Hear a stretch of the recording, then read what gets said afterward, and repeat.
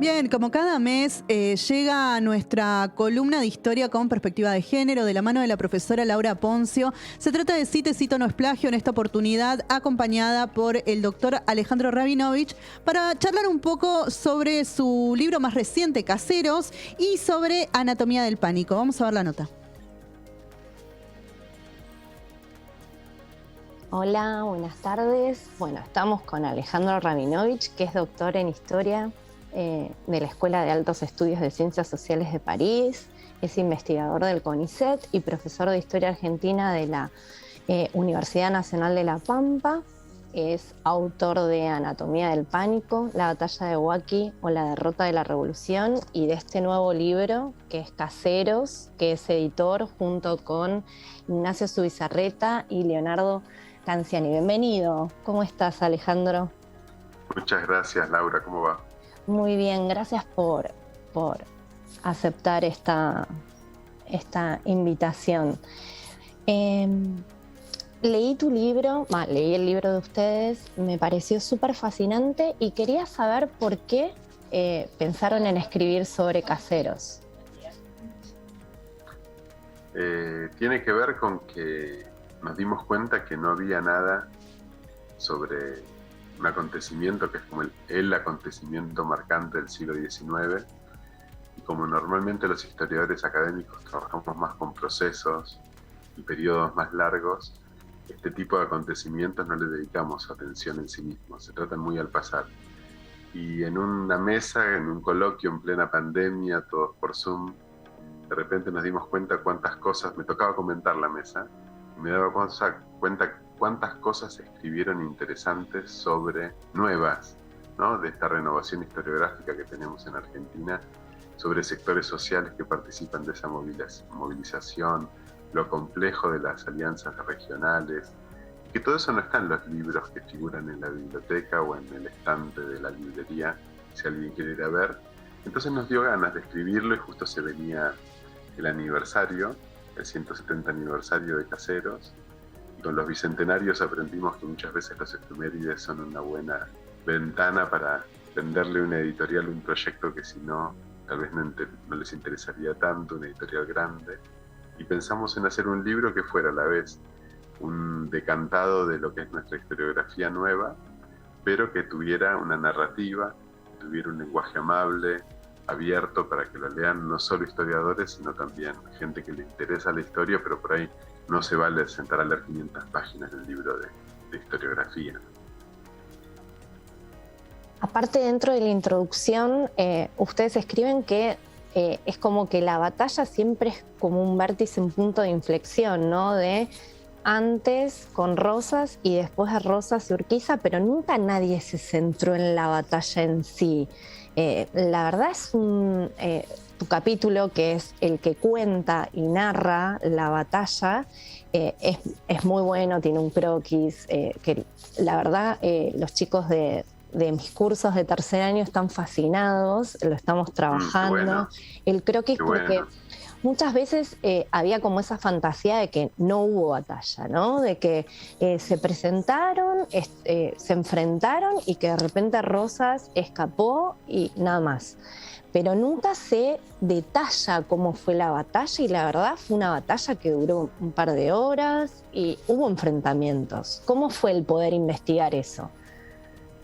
Vos sabés que desde Anatomía del Pánico, en el fondo desde mi tesis, yo vengo un poco insistiendo en que las batallas como objeto de historia son muy ricas, son una ventana extraordinaria para estudiar estas sociedades que a veces son medio marretas con los documentos que tenemos para ver ciertas cosas, ciertos sectores, ciertos actores, pero la batalla es una explosión de visibilidad, porque de repente todas las miradas del continente, y te muestro ahí en el libro cómo en Suecia se escriben entre suecos contando la batalla de Caseros, ¿no? Entonces los grandes acontecimientos generan mucha visibilidad, y los historiadores profesionales, los militares lo venían trabajando, ¿no? Pero más por la parte táctica, estratégica. Los historiadores más académicos no las miramos, las pasamos de largo, realmente no las vemos, porque es un objeto que no tenemos la metodología para abordarlo. Bueno, lo que estoy tratando de mostrar es que existe esa metodología que se puede aplicar perfectamente, Y a mí aparte me gusta, me divierte estudiar una batalla. Creo que es el momento en el que la narrativa cobra muchísimo valor en narrar una historia, contar lo que pasa, ¿no? Uno tiene unas 4 o 5 horas que tenés que contar lo que pasa, y eso literariamente me da mucho gusto hacerlo.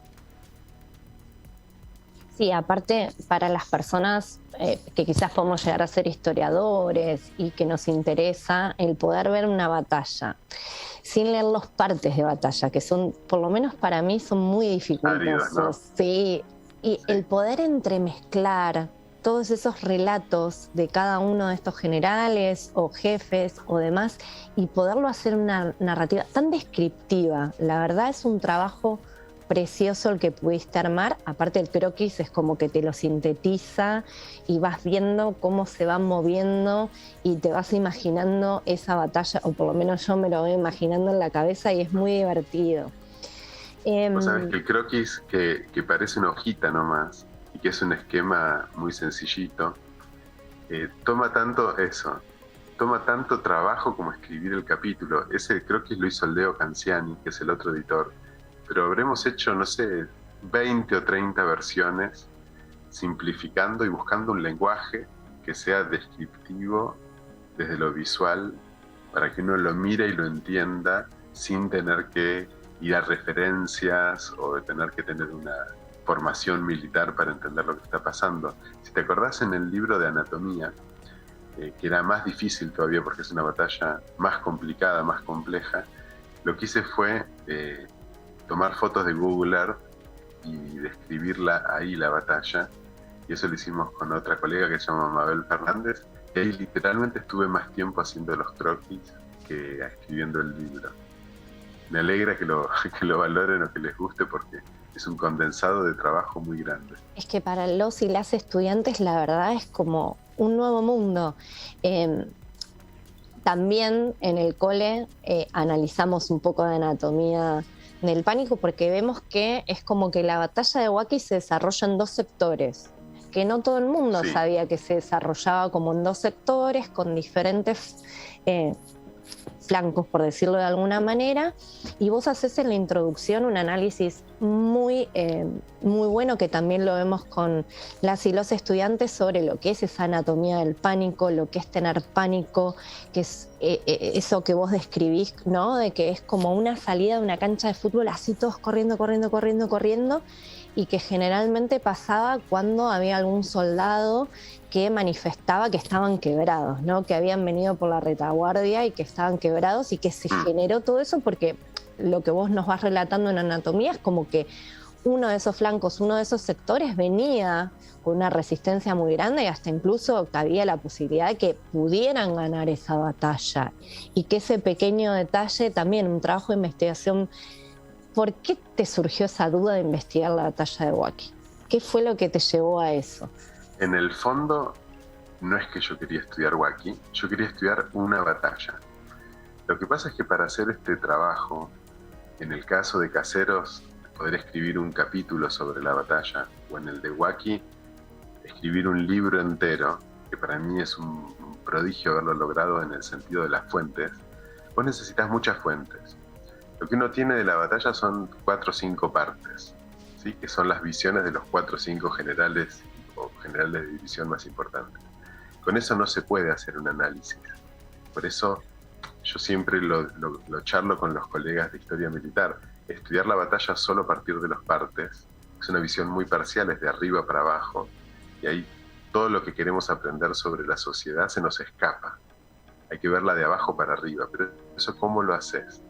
Bueno, en Huaki, como fue tal el desastre, se hizo un juicio, el gobierno le hizo un juicio a los oficiales que la comandaron, que duró 2 años, que de los 3 libros que son de ese juicio, que son cientos de páginas, hay 2 que se conservan. Y tenemos un grupo de fiscales que estuvo meses y años tomándole declaración a los oficiales. Entonces, con todas esas declaraciones, de repente yo tengo un material sobre Huaki que no existe ni sobre Chacabuco, ni sobre Maipú, ni ninguna otra, porque hubo un juicio. Entonces, Huaki es el objeto de estudio porque están las fuentes para hacerla. yo no podría escribir un libro sobre batallas más famosas como Chacabuco, porque no hay tantas fuentes como había sobre Huaki. Hay mucha arenga y mucho elogio posterior, pero ese discutir exactamente dónde estaba tal compañía y qué les pasó y por qué les pasó eso y cuáles eran las disposiciones que habían tomado antes, qué vieron, qué sintieron. Imagínate que el pánico en el fondo es una emoción, ¿no? Entonces, como historiador, captar el desarrollo de una emoción en un grupo humano es extraordinariamente difícil, pero bueno, como acá tenemos cientos de fojas de gente que está explicando eso, bueno, me pareció que era una oportunidad única. De hecho, de todas las guerras revolucionarias en Río de la Plata y en buena parte de América, que ya hice los archivos también, no hay otro caso así que se pueda estudiar con ese lujo de detalle. No, qué maravilla. Nosotros somos un noticiero feminista y me gustaría hacerte como una consulta. Sabemos que dentro de la batalla de Huaki hubo mujeres que participaron, ya sea mestizas o hasta incluso afrodescendientes. Sabemos que participaron. En la batalla de Caseros hacen un relato que ni siquiera hubo médicos ni enfermeros ni enfermeras que pudieran estar en ese momento. ¿Hubo una participación de mujeres dentro de lo que fue la batalla de Caseros, o por lo menos en el traslado de las tropas, ya sea de servicio o algo que hayas visto en el proceso de investigación o que hayan visto con los y los historiadores que participaron en el libro? Esto es re importante, lo que me preguntás. Y volvemos al tema de las fuentes, ¿no? Te decía que sobre Huaki tenemos cientos de fojas y hay acontecimientos que los narran 20 personas, ¿sí? Y no aparece una sola mujer y no aparece un solo indígena en las fuentes. Vos las leí el 100% de pe a pa y es una invisibilización total. Nosotros sabemos que había miles de indígenas en los cerros y todo alrededor, por favor, estamos en pleno altiplano. Sabemos que esos ejércitos no se movían 1 kilómetro sin sus rabonas, como las llamaban en el Alto Perú, que son las mujeres que acompañan al soldado, cumplen toda la logística, y no hay una sola mención. El caso de Remedios del Valle, que es famosa y que por eso cada tanto surge una así, que porque Belgrano la mira y porque después Viamonte encuentra su pedido, entonces surge, ¿no? Aparece como si fuera una, pero no es una. Son mayoría las mujeres en los ejércitos del Alto Perú. Nosotros cuando vemos que llega un recluta del Alto Perú o de Tucumán o de Salta, se presentan al ejército con 3, 4 mujeres a veces, la hermana, la compañera, la concubina, una llegada, la que le cose el uniforme, la que le hace la comida, la que lo cura. Entonces estos ejércitos que no tienen servicio de nada, y podemos ir al caso de Caseros, que no tienen logística, si tienen un médico, 2, pero te imaginas que un médico 2 para un ejército de 25.000 hombres es nulo. Obviamente hay toda una serie de cuidados y de trabajos muy pesados que alguien los está haciendo y que aparecen hechos como por arte de magia. Son las mujeres. Vos pensás que ellos están peleando, los rosistas, ¿no? El ejército de Buenos Aires está peleando afuera del campamento de Santos Lugares, que es como el gran campamento, es como una ciudad militar. Bueno, ahí los soldados viven todos con sus mujeres, viven en ranchos, que cada uno se fabrica con sus mujeres, y al lado hay una toldería donde hay 1.800 varones con sus mujeres. Entonces todas esas mujeres no se fueron a tejer y a bordar, como dice la canción, ¿no? Mientras estaban combatiendo en las puertas. Obviamente están llevando agua, están llevando municiones. Cuando saquean el campamento de Santos Lugares se habrán tenido que defender para salvar su vida, ¿sí? Están ahí. Lo que pasa es que no las vemos. Y como historiador, yo lo sé que están ahí, pero no tengo cómo encontrarlas. Eso es muy frustrante. Por eso ahora estamos haciendo un trabajo con estudiantes y jóvenes becarios que están empezando a peinar las listas de revista buscando específicamente a las mujeres. Y por ahí si uno hace ese trabajo, que hay que hacerlo realmente con intención, cada 50, cada 100 listas de revistas uno encuentra una mujer con un nombre que uno está seguro que es mujer y lo puede ir compilando y puede empezar a armar una una visión de eso. Pero son muy raras porque normalmente están ahí y no las nombran, no las escriben su nombre porque no cobran un sueldo. Entonces es muy frustrante tener que ir a buscarlas y saber que están ahí, que no las vemos. La vez pasada habíamos hablado con Adamowski y con una gran historiadora, Liliana Varela, y planteábamos esto, la invisibilización de los historiadores durante mucho tiempo y hasta incluso los protagonistas de esta invisibilización de las mujeres, ¿no? De no contarlas, o sea, detrás de un gran ejército siempre hay un grupo de mujeres y hasta incluso mujeres que luchan, y quizás no me extrañaría que algunas mujeres no hayan participado hasta incluso de la batalla de Caseros, pero es esto que vos decís, tenemos como un momento que no sabemos nada porque no están registradas por ningún lado y es muy difícil eso. Documentalmente es un mundo 100% masculino. Sí, es el lugar de justamente la guerra, como dicen algunas historiadoras feministas, es la más sexuada de las actividades humanas. Y entonces, para los que escriben los documentos, que son todos varones, que son todos miembros de la élite, porque están letrados, es un mundo masculino.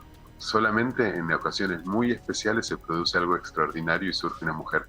Pero hay un caso que me parece fascinante, no de esta batalla, que es, lo trabajo bastante en la tesis, que es el ejército de la guerra del Brasil, el ejército republicano. Si querés podemos charlar, es un caso muy interesante. Hay un señor que se llama Tomás de Iriarte, que es un oficial del ejército republicano. Le toca en ese momento armar un regimiento de artillería para llevar a Brasil a combatir. Y como todos, los soldados vienen con mujeres. Es un ejército de línea profesional, pero están las mujeres. El tema es que a él le molestan tanto que las empieza a nombrar en sus memorias, ¿no? Él escribe 9 volúmenes de memorias. Entonces por eso las vemos aparecer. Escribe miles de páginas. Bueno, aparecen. Y entonces empieza a contar el problema que tiene con las mujeres en el regimiento. Primero lo que dice es muy loco. Él dice, bueno, se confiesa, ¿no? Hay como un tono de confesión en sus memorias, a desgano, en contra de su voluntad, tener que reconocer que hay mujeres en el regimiento y que le causan un problema, porque efectivamente estas mujeres son las que se encargan de saquear. Y son las mujeres que van adelante de los ejércitos y van llegando a los pueblos y saquean la comida y buscan todo lo que necesitan para prender el rancho para cuando lleguen los soldados, ¿no? Y hacen inteligencia y también desertan o roban, generan un problema porque aparte no están en la lista, no están sometidas a la disciplina militar. Entonces él dice, bueno, tomé una decisión muy polémica, que es incorporarlas al regimiento. Voy a armar una compañía de mujeres, de soldadas, les voy a poner nombre, así las puedo azotar, porque ese es el problema que él tiene. No las puede azotar como a los soldados cuando cometen indisciplina porque son damas. Pero entonces él explica, ojo, no vayan a pensar que son mujeres como las que ustedes conocen, dice. Son marimachos, usa la palabra, porque con tantos años de guerra ya ni parecen mujeres y andan con cuchillo y son bravísimas, son en todo indistinguibles de los soldados, dice él. Entonces ahí tenés un caso y se nota la confusión y la dificultad que tiene para tratar el tema, porque es un tabú total, y él lo está rompiendo en sus memorias. Claro. ¿Sí? Las enrola, hace una lista, les paga un sueldo y por ende las puede azotar, las puede mandar a azotar cuando cometen una falta, ¿no?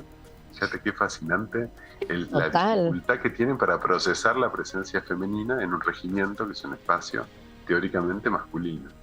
Hasta incluso creo que en el mundo Rosas, que Manuela esté tan inmiscuida en todos los temas políticos y que esté en las reuniones que participa su padre con otros políticos y demás, debe haber sido muy la misma difícil. Encarnación. Sí. Es complicado para ellos, sí. Debe haber sido como muy dificultoso. Es difícil pelear, claro, es difícil pelear contra una mujer, es difícil tener que castigar a una mujer y nombrarlo, digamos, abiertamente. Obviamente son cosas que pasan en el ámbito de lo privado, pero llevarlo a lo público les resulta pudoroso.